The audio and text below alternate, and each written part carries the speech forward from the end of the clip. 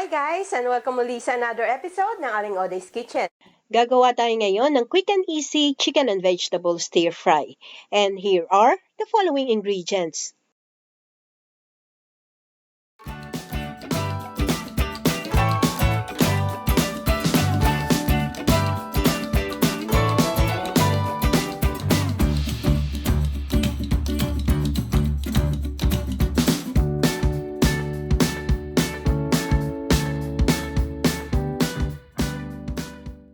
Ang ating first step, meron akong 750 grams na chicken breast fillet cut into cubes.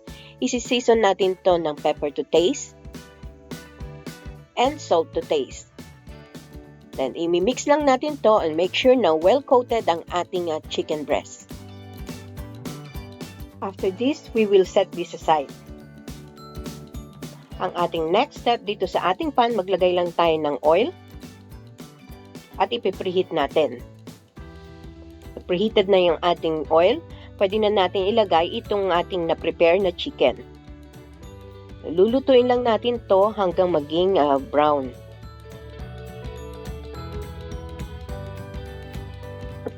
Ayan, na-render na natin yung chicken. So, isa-set aside muna natin to. I-transfer muna natin to sa isang bowl. Using the same pan, igigisa natin itong 1 piece ng onion. I-half cook lang natin itong onion. Isasama ko na itong 1/2 tablespoon ng grated ginger. Ready na yung ating onion and ginger. I-add ko na itong 4 to 5 cloves ng minced garlic. At continue lang natin ang paggisa hanggang sa lumabas ang aroma ng ating garlic.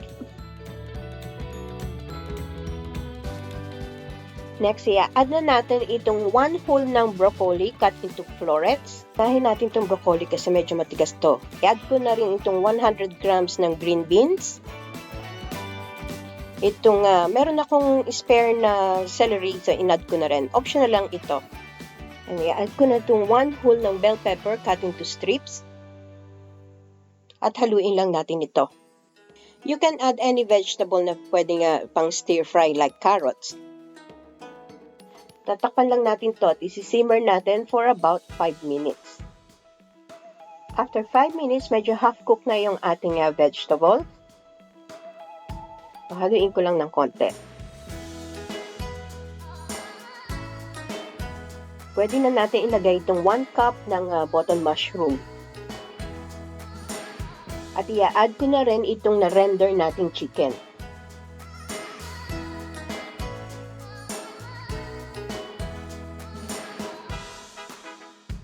And pwede na natin ilagay itong 2 tablespoon ng soy sauce or oyster sauce.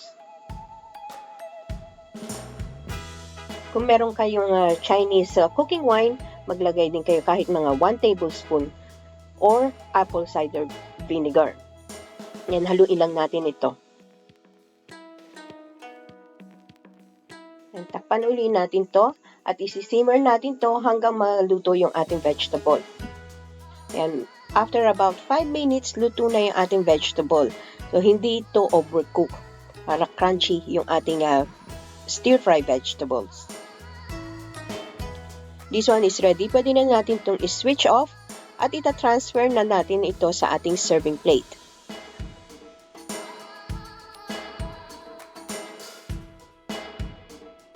And lastly, lalagyan natin ito ng toasted sesame oil before serving.